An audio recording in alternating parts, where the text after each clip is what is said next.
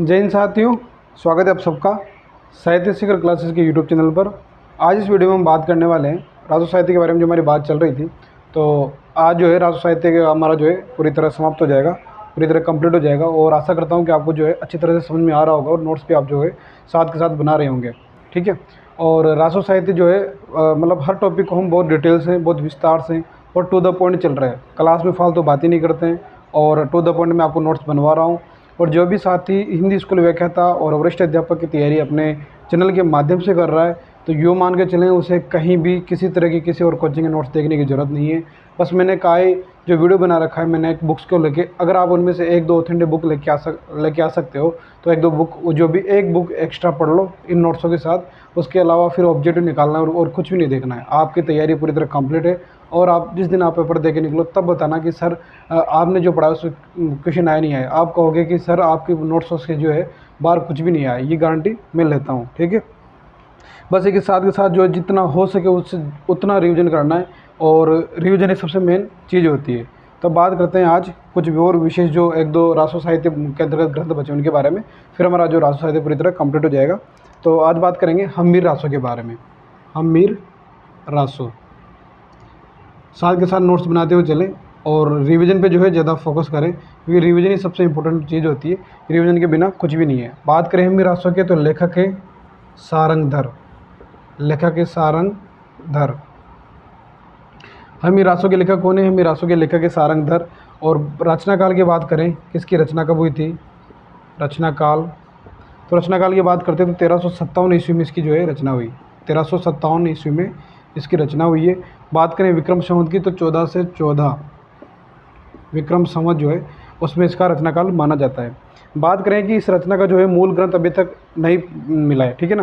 केवल जो है प्राकृत पेंगलम एक ग्रंथ है, उसमें जो है हम्मीर रासो के कुछ दोहों के आधार, कुछ छंदों के आधार पर हम्मीर रासो ग्रंथ का अस्तित्व के बारे में पता चलता है। तो बात करते हैं। और जो प्राकृत पेंगलम है उसके संकलनकर्ता जो है लक्ष्मीधर माने गए हैं। ठीक है। तो उसी के आधार पर इस ग्रंथ को माना जाता है कि हम्मीर रासो ग्रंथ लिखा गया है।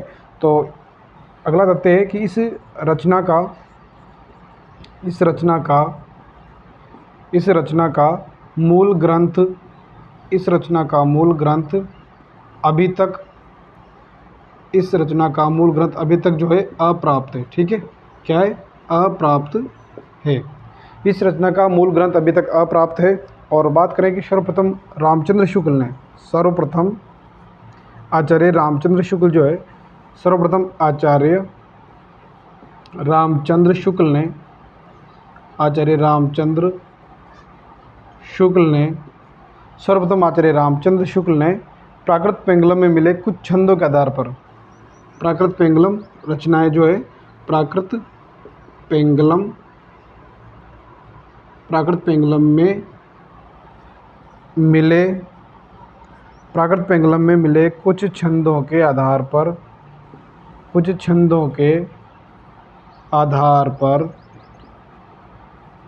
कुछ छंदों के आधार पर जो है हम्मीर रासो ग्रंथ के हम्मीर रासो ग्रंथ के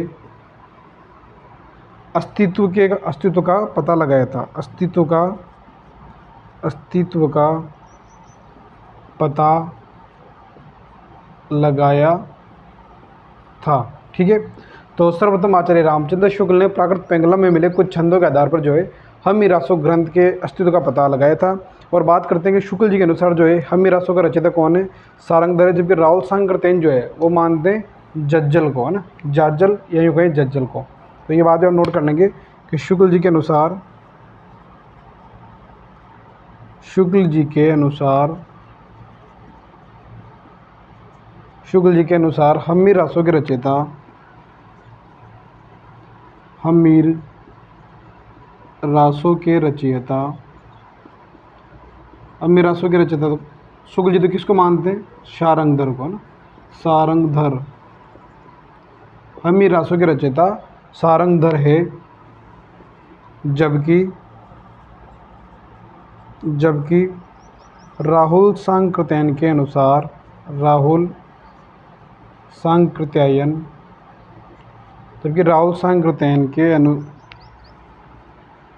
के अनुसार जज्जल कह सकते हैं या जाजल, जज्जल हैं। ठीक है, यहाँ तक नोट कर लें साथ के साथ। तो हम्मी रासो ग्रंथ के बारे में बात कर रहे हैं अपन, और जो इसके लेखक है वो सारंगधर है। रचना काल 1357 ईस्वी, और विक्रम संवत की बात करें तो 1414 विक्रम संवत। इस रचना का जो मूल ग्रंथ है वो अभी तक अप्राप्त है। सर्वप्रथम आचार्य रामचंद्र शुक्ल ने जो है प्राकृत पेंगलम में मिले कुछ छंदों के आधार पर हम्मी रासो ग्रंथ के अस्तित्व का पता लगाया था, और शुक्ल जी के अनुसार हम्मी रासो के रचयिता सारंगधर है, जबकि राहुल संकीर्तन के अनुसार कौन है? जाजल। ठीक है,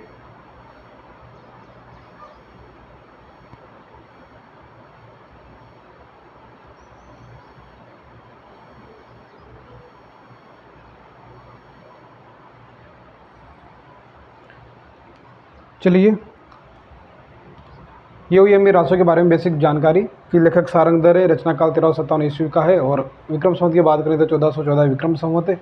रचना का मूल ग्रंथ अभी तक अप्राप्त है, और किसके आधार पर प्राकृत पेंगलम में कुछ छंद मिलते हैं उसके आधार पर आचार्य रामचंद्र शुक्ल ने इस ग्रंथ के जो है अस्तित्व का पता लगाया था, और शुक्ल जी इसके रचयिता तो सारंगधर को मानते हैं, और जबकि राहुल संकीर्तन जो है वो जाजल को उसका जो है रचयिता मानता है। ठीक है,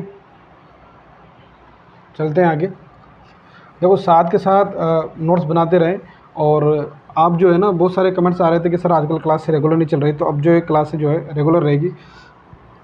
शाम को 4 से 5 बजे के बीच आपको ना आपकी जो क्लास है वह मिल जाएगी, हिंदी साहित्य के इतिहास वाली। और सुबह के टाइम आचार्य रामचंद्र शुक्ल की क्लास 10 बजे, और जो एक्स्ट्रा जो आपके कमेंट्स होते हैं, जैसे सर के आपके कमेंट्स आ रहे थे सर फर्स्ट ग्रेड को लेकर बुक्स का वीडियो बनाइए, सेकंड ग्रेड को लेकर बुक्स का वीडियो बनाइए, और विशेष रणनीति के बारे में सर कुछ बीच में मोटिवेशनल वीडियो बनाइए, सर मेरे ये समस्या आ रही है उसके ऊपर वीडियो बनाइए। तो आपके जो भी कमेंट आते हैं ना कि सर मुझे ये चीज़ समझ में नहीं आ रही, रचना को कैसे याद करो, उस पर टॉपिक पे वीडियो बनाइए, तो आपके जो भी कमेंट आते हैं जिस तरह भी आपको लगता है कि इस पर वीडियो बनना चाहिए, इस पर बातचीत होनी चाहिए, तो आप कमेंट जरूर करें। उस पर जो है सुबह 10 से 11 बजे के बीच में आपको वीडियो मिल जाएगा उस टॉपिक पे। और शाम को जो आपकी क्लास जो है रेगुलर रहेगी, और आपको पता ही है कि सोमवार, मंगलवार, बुधवार और गुरुवार 4 दिन, और शनिवार 5 दिन तो आपकी जो है क्लास रहेगी हिंदी साहित्य के इतिहास वाली। और हर शुक्रवार को जो है लाइव सेशन रखेंगे 4 बजे, ये आपको ध्यान रखना है। हर शुक्रवार को शाम 4 बजे लाइव सेशन में आपको सभी को जोड़ना है। और संडे को जो है एक्स्ट्रा जो क्लास है जो मोटिवेशनल है या फिर रामचंद्र शुक्ल जी सीरीज चल रही है उसके बुक्स का जो वीडियो वो बना लेंगे। तो आप अपनी हर प्रॉब्लम के ऊपर जो है ना कमेंट जरूर करें कि सर मुझे ये समस्या आ रही है, तो ताकि मुझे भी पता रहे कि क्या किस पर मुझे बातचीत करनी चाहिए, तो उस पर हम बातचीत कर लेंगे। और आपकी जो क्लास है वो रेगुलर रहेगी, और तैयारी अच्छे से करते रहें। ये टेंशन ना लें कि सर कोर्स कब कंप्लीट होगा, आपका कोर्स टाइम से पहले, एग्ज़ाम से पहले जो है कंप्लीट हो जाएगा। आप इसके लिए चिंतित ना रहें, इसकी चिंता मुझे होनी चाहिए, आपको नहीं होनी चाहिए, आपको बस तैयारी करनी है मस्ती से। ठीक है, अब बात करें कि जो प्राकृत पेंगलम है उसमें विद्याधर, सारंगधर, बब्बर और जज्जल इन 4 कवियों की रचनाओं का संकलन किया गया है, और इसके संकलनकर्ता कौन है? लक्ष्मीधर माने जाते हैं। तो ये भी नोट कर लेंगे आप, विशेष में नोट लगा लो या विशेष लिख के कर लो। तो विद्याधर है ना, विद्याधर, सारंगधर, बब्बर एवं जज्जल,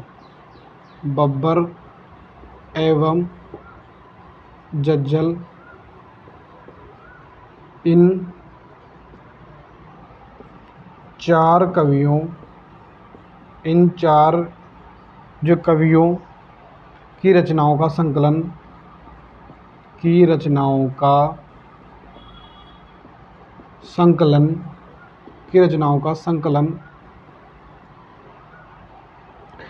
प्राकृत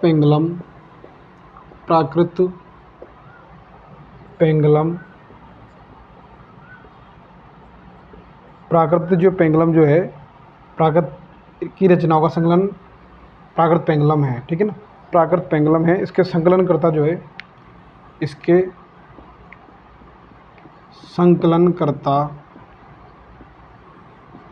इसके संकलनकर्ता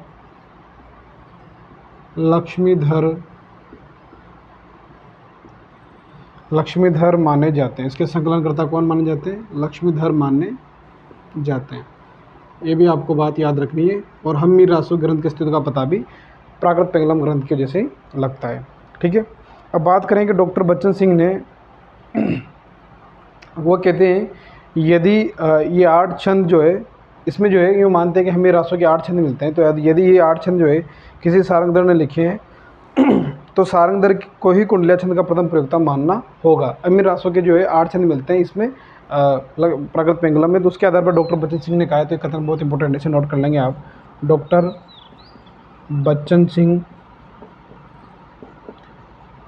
बच्चन सिंह, ठीक है, वो क्या कहते हैं? वो कहते हैं कि यदि ये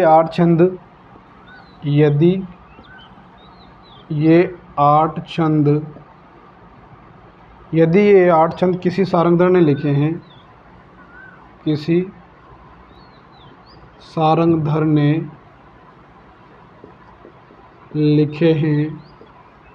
यदि ये 8 छंद जो है किसी सारंगधर ने लिखे हैं, तो सारंगधर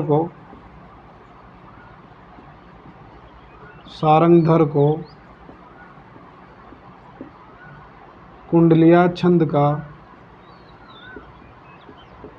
कुंडलिया छंद का प्रथम प्रयोक्ता मानना होगा, मानना होगा। ठीक है, कौन बोलते हैं इसे? डॉक्टर बच्चन सिंह बोलते हैं कि यदि ये 8 छंद किसी सारंगधर ने लिखे हैं, तो सारंगधर को कुंडलिया छंद का प्रथम प्रयोक्ता मानना होगा। ये बात हमीर रासों को लेकर डॉक्टर बच्चन सिंह ने कही है।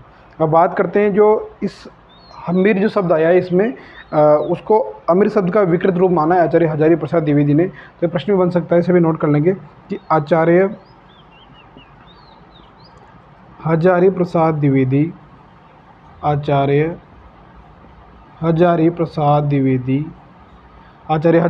द्विवेदी ने इस रचना में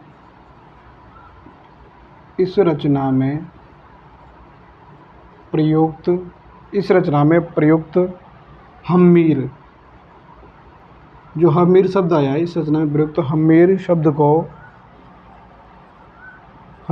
को किसका विकृत रूप मानना है? अमीर शब्द का। ठीक है, अमीर शब्द का विकृत रूप माना है, अमीर शब्द का विकृत रूप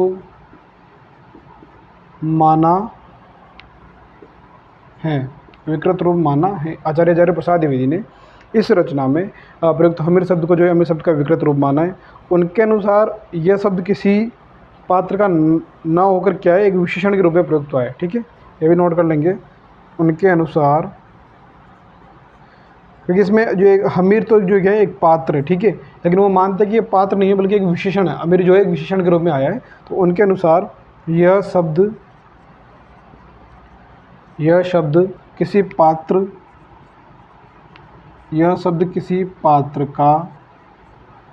नाम न होकर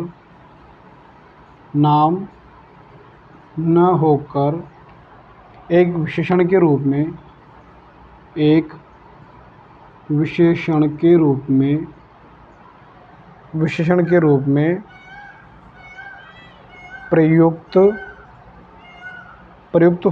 रूप में प्रयुक्त होता रहा है। ठीक है, तो उनके अनुसार यह शब्द किसी पात्र का नाम न होकर एक विशेषण के रूप में प्रयुक्त होता रहा है। इसे नोट कर लेंगे आप साथ के साथ। तो बात चल रही है हमीर रासों के बारे में, और बात करें कि विद्याधर, सारंगधर, बब्बर और जज्जल, इन 4 कवियों की रचनाओं का संकलन प्राकृत पेंगुलम माना जाता है, और इसके संकलन करता है लक्ष्मीधर। और इसी प्राकृत पेंगुलम मिले हैं 8 छंद। उन 8 छंदों के आधार पर हमीर रासों ग्रंथ की कल्पना की है आचार्य रामचंद्र शुक्ल ने। और डॉक्टर बच्चन सिंह कहते हैं कि यदि ये 8 छंद किसी सारंगधर ने लिखे हैं, तो सारंगधर को कुंडलिया छंद का प्रथम प्रयोक्ता मानना होगा। ये बात किसकी है? डॉक्टर बच्चन सिंह की है। ठीक है, और आचार्य हजारी प्रसाद द्विवेदी ने इसमें जो हमीर शब्द आया है, इस हमीर शब्द को जो है किसी पात्र का नाम न मानकर एक विशेषण के रूप में माना है। वह कहता है कि इसमें हमीर शब्द जो है एक अमीर शब्द का एक विकृत रूप है। ठीक है, ये किसी पात्र का नाम नहीं बल्कि एक विशेषण के रूप में प्रयुक्त तो होता रहा है।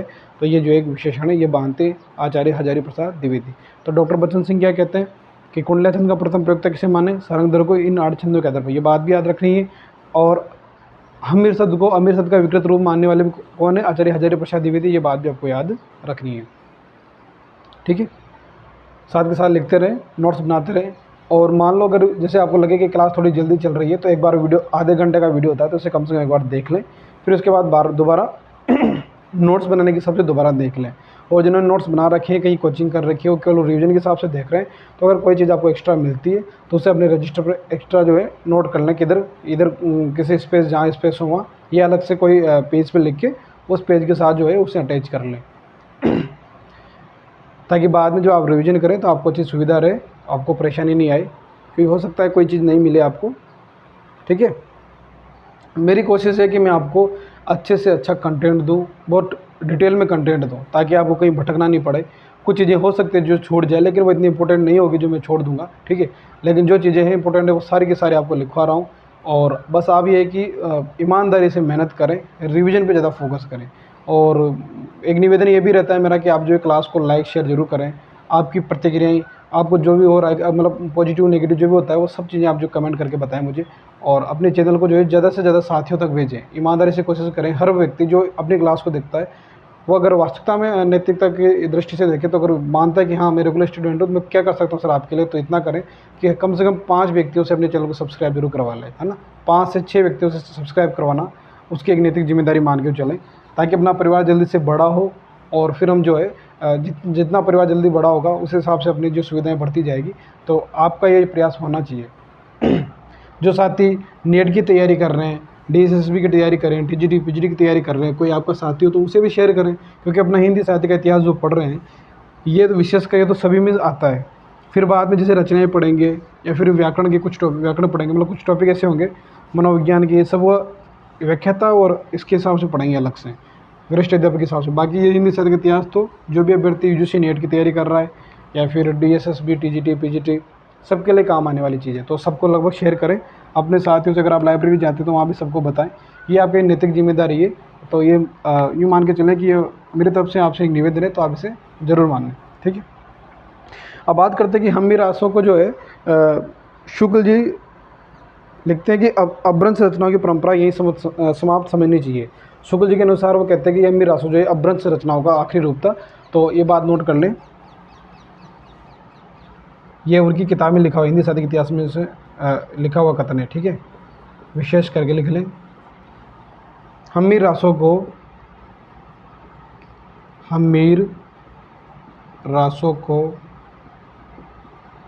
संकेतित करते हुए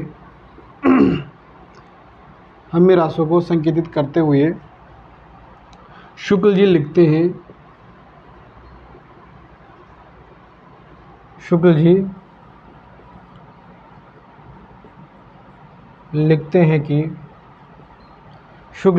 हैं कि अतः, ये लाइन जो है इनके हिंदी साहित्य के इतिहास वाले ग्रंथ में दी हुई है। अतः अपभ्रंश रचनाओं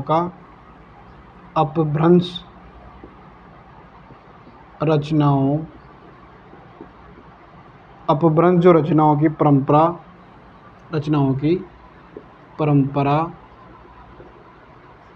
यहीं से समाप्त समझनी चाहिए। यहीं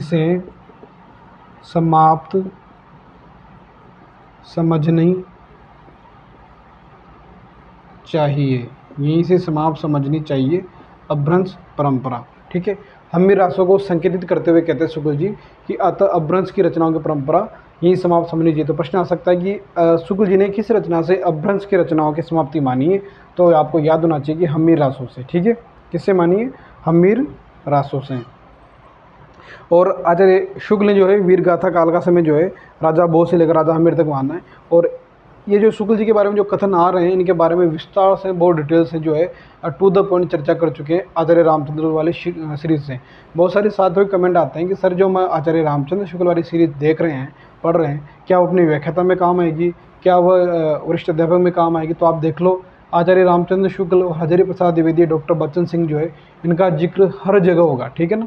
और मैं आपको पहले शुक्ल जी की कंप्लीट करवाऊंगा सीरीज, उसके बाद हजारी प्रसाद द्विवेदी, फिर डॉक्टर बच्चन सिंह के सारे इंपॉर्टेंट कथन जो आपको करवाने वाला हूँ, क्योंकि मैंने सारी बुक्स पढ़ रखी है, इनके नोट्स बना रखे हैं, तो इनके जो है टू द पॉइंट आपको लिखवा दूंगा ताकि आपको ज़्यादा मेहनत करनी नहीं पड़े। तो आप वो वाली सीरीज़ भी देखें और उनके नोट्स अलग से बनाएं। ठीक है, ये नोट्स अलग है, वो नोट्स अलग है, ताकि फिर आप जब वो ग्रंथ पढ़ो, मूल ग्रंथ जब आप पढ़ो, जो मैं पढ़ा दूँ, नोट्स बनवा दूँ, उसके बाद मूल ग्रंथ जब आप पढ़ो तो आपको पढ़ना थोड़ा सरल लगे, आपके लिए सुविधा रहे, चीज़ें आपको समझ में आए पहली बार में ही।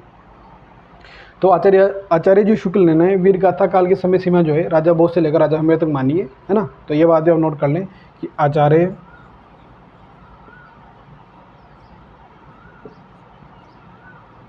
आचार्य शुक्ल ने वीर गाथा काल की समय सीमा कहाँ से मानी है? राजा भोज से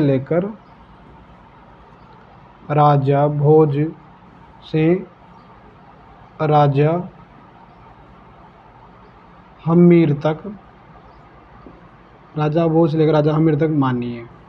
ठीक है। और अपभ्रंश की रचनाओं की समाप्ति भी कहाँ से मानी है? हमीर रासों से। अब बात करते हैं जो गौरीशंकर हीरानंद ओझा जी हुए हैं, उन्होंने हमीर महाकाव्य के आधार पर ही सारंगधर के हमीर रासों को अप्रमाणिक घोषित किया था, हमीर महाकाव्य के आधार पर। और हमीर महाकाव्य किसने लिखा था? नयनचंद्र सूरी ने। ये बात नोट कर लें कि गौरीशंकर हीरानंद ओझा, ठीक है, गौरीशंकर हीरानंद ओझा ने हमीर महाकाव्य के आधार पर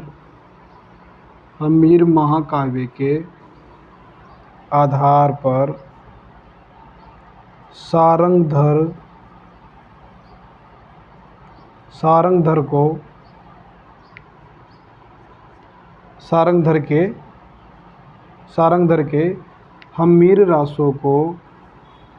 हमीर रासों को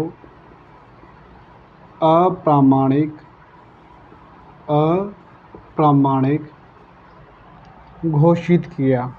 ठीक है। प्रश्न बन सकता है कि गौरीशंकर हीरानंद ओझा ने हमीर रासों को किसके आधार पर अप्रामाणिक घोषित किया था? तो हमीर महाकाव्य के आधार पर। और हमीर महाकाव्य किसने लिखा था? नयनचंद्र सूरी ने। 2-4 ग्रंथ हमीर के ऊपर जिन्होंने लिखे उनके बारे में आगे बात करेंगे। यहाँ तक नोट कर लें आप कि हमीर रासों को संकेतित करते हुए शुक्ल जी ने लिखते हैं अतः अपभ्रंश रचनाओं की परंपरा की यही समाप्ति समझनी चाहिए। आचार्य शुक्ल ने वीरगाथा काल की समय सीमा राजा भोज से राजा हमीर तक मानी है। और गौरीशंकर हीरानंद ओझा ने हमीर महाकाव्य के आधार पर सारंगधर के हमीर रासों को अप्रमाणिक घोषित किया है। अब कुछ ग्रंथ जो है हमीर के ऊपर अलग अलग विद्वानों ने लिखे हैं। जैसे हमीर महाकाव्य लिखा है नयनचंद्र सूरी ने, हमीर विजय लिखा है जयचंद्र सूरी ने, एक हमीरठ लिखा है ग्वाल कवि ने, और एक हमीरठ लिखा है चंद्रशेखर वाजपेयी ने। इन चारों को भी आप नोट कर लेंगे। और फिर इसमें जो है बहुत ही प्रसिद्ध पंक्ति है जो यहाँ से पूछी जा सकती है, वो है सिंह गमन सतपुरुष वचन कदली फल एक बार त्रिया तेल हमीरठ चढ़े न दूजी बार। ये पंक्ति भी बहुत इंपॉर्टेंट है। इसके साथ ही हमारा जो है हमीर रासो कंप्लीट हो जाएगा। उसके बाद हम देखते हैं विजयपाल रासो। ठीक है। आप अगर आपको लग रहा है कि सर हम थोड़ा तेज़ चल रहा है तो फिर आपको जो है वीडियो को रोक के आप देख लें दोबारा। ठीक है। तो प्रमुख जो अन्य ग्रंथ जो हमीर के ऊपर लिखे गए हैं उनको लिख लेते हैं। प्रमुख ग्रंथ 4 ग्रंथ है। पहले ग्रंथ की बात करें तो नयनचंद्र सूरी, इन्होंने लिखा है हमीर महाकाव्य। ठीक है। हमीर महाकाव्य नयनचंद्र सूरी ने लिखा है हमीर महाकाव्य। जयचंद्र सूरी ने लिखा है जयचंद्र सूरी, इन्होंने लिखा है हमीर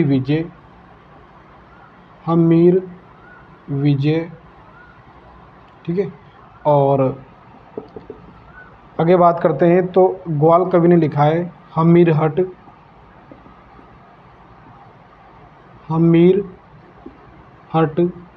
और एक चंद्रशेखर वाजपेयी ने लिखा है हमीरहट। चंद्रशेखर वाजपेयी, इन्होंने लिखा है हमीरहट। ये देख लो 4 रचना हो गई। नयनचंद्र सूरी ने लिखा है हमीर महाकाव्य, जयचंद्र सूरी ने लिखा है हमीर विजय, ग्वाल ने लिखा है हमीरहट और चंद्रशेखर वाजपेयी ने लिखा है हमीरहट। और प्रमुख पंक्ति उसके बारे में वो भी नोट कर लेते हैं। इस ग्रंथ की प्रमुख पंक्ति, ये प्रमुख पंक्ति प्रश्न बन सकता है कि यह पंक्ति किस ग्रंथ की है, तो ये आपको याद होना चाहिए। वैसे इसमें हम्मीर का नाम भी आया है, फिर भी आपको पता होना चाहिए किस ग्रंथ से ही है ना। तो सिंह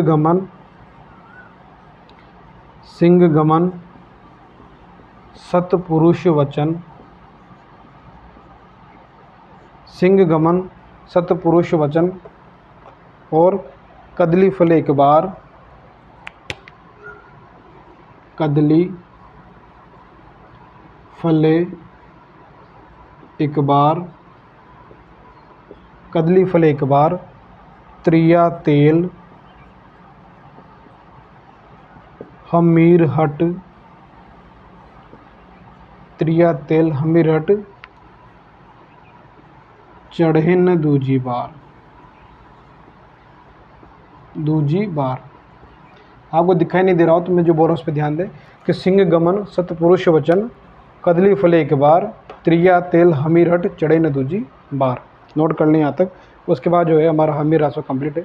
अब विजयपाल रासो के बारे में बात कर लेंगे। उसके बाद जो है रासो साहित्य हमारा कंप्लीट हो जाएगा।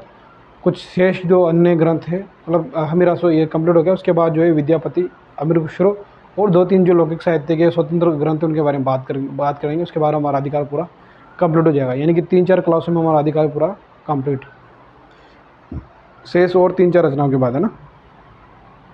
लिख लिया होगा आपने यहाँ तक।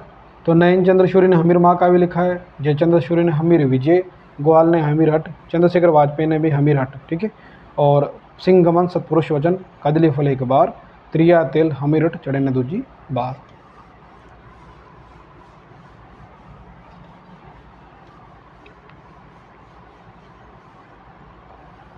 अब बात करते हैं विजयपाल रासो।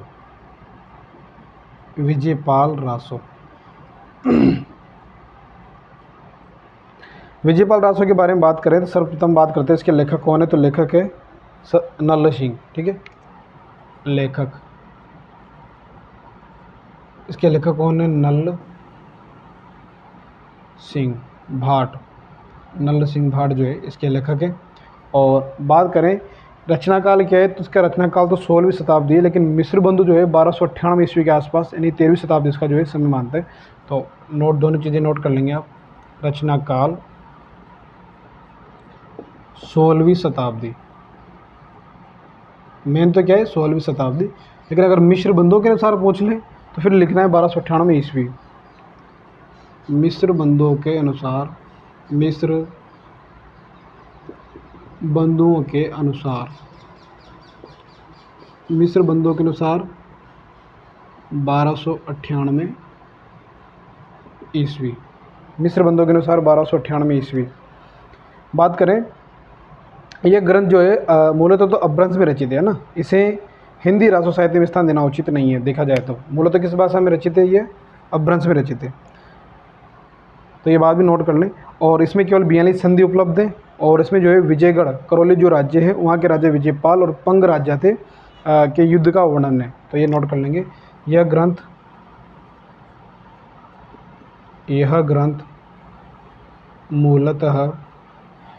मूलतः अपभ्रंश में रचित है। अपभ्रंश में रचित है।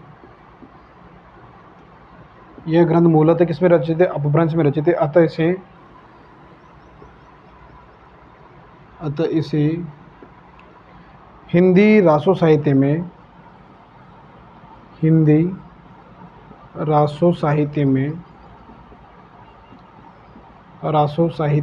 स्थान देना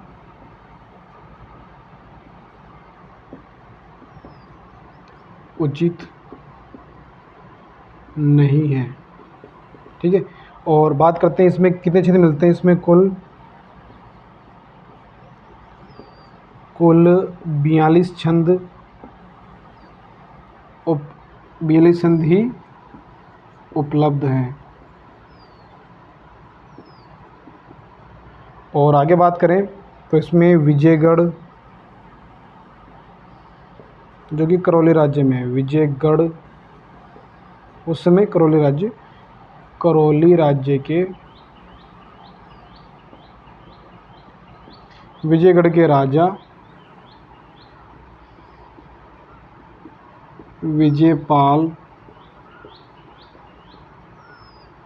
एवं पंग राजा के युद्ध का वर्णन किया गया है। युद्ध का वर्णन किया गया है। ठीक है, ये हो गई विजयपाल राजवंश से संबंधित बातें, आप इसे नोट कर लेंगे साथ के साथ। तो नल सिंह रचनाकाल 16वीं शताब्दी और मिश्र बंधुओं के अनुसार 1298 ईस्वी। यह ग्रंथ मूलतः अपभ्रंश में जो है वो लिखा हुआ है, अतः इसे हिंदी राष्ट्र साहित्य में स्थान देना उचित नहीं है। कुल 42 संधि उपलब्ध है और उसमें विजयगढ़ करौली राजा विजयपाल एवं पंग राजा के युद्ध का वर्णन किया गया है। विजयपाल राजस्व, लेखक नल सिंह भाट। विजयपाल रासो। अब दो रचनाओं के नाम लिख लेंगे, एक तो है जयचंद्र प्रकाश और एक है जय मयंक जस चंद्रिका।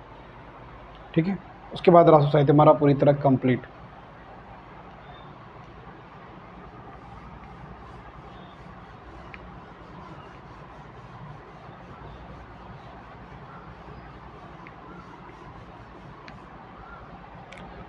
एक रचना लिख लो, जय चंद प्रकाश और एक है जय मयंक जश चंद्रिका। जयचंद्र प्रकाश, प्रकाश तो है केदार से, ठीक है, लेखक है केदार भट्ट, याद रखना है। प्रकाश केदार से हो रहा है। और जय मयंक, मयंक से याद रखना है मधुकर कवि। ठीक है, मधुकर कवि, क्योंकि दोनों रचनाएं एक जैसी लग रही है, तो मधुकर कवि।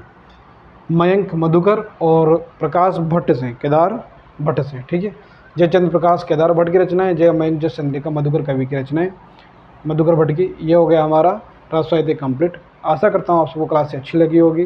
क्लास को लाइक करें, शेयर करें, आपकी प्रतिक्रियाएं जरूर दें।